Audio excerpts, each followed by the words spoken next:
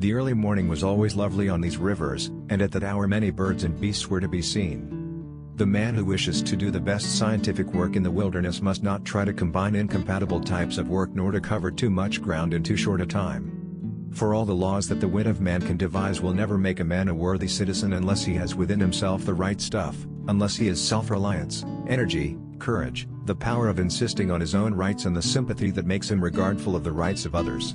It is better for the government to help a poor man to make a living for his family than to help a rich man make more profit for his company. Now and then I am asked as to what books a statesman should read, and my answer is, poetry and novels, including short stories under the head of novels. I don't mean that he should read only novels and modern poetry.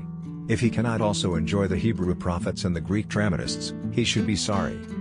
Just as democratic government cannot be condemned because of errors and even crimes committed by men democratically elected, so trade unionism must not be condemned because of errors or crimes of occasional trade union leaders.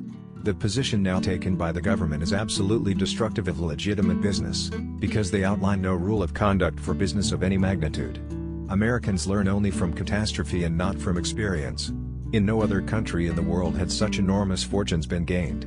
In no other country in the world was such power held by the men who had gained these fortunes, and these men almost always worked through, and by means of, the giant corporations which they controlled. The power of the mighty industrial overlords of the country had increased with giant strides, while the methods of controlling them, or checking abuses by them, on the part of the people, through the government, remained archaic and therefore practically impotent. We of this generation do not have to face a task such as that our fathers faced, but we have our tasks, and woe to us if we fail to perform them. No man has a right to shirk his political duties under whatever plea of pleasure or business. The first duty of an American citizen, then, is that he shall work in politics, his second duty is that he shall do that work in a practical manner, and his third is that it shall be done in accord with the highest principles of honor and justice. I think we ought to be broad-minded enough to recognize the fact that a good citizen, striving with fearlessness, honesty, and common sense to do his best for the nation, can render service to it in many different ways, and by connection with many different organizations.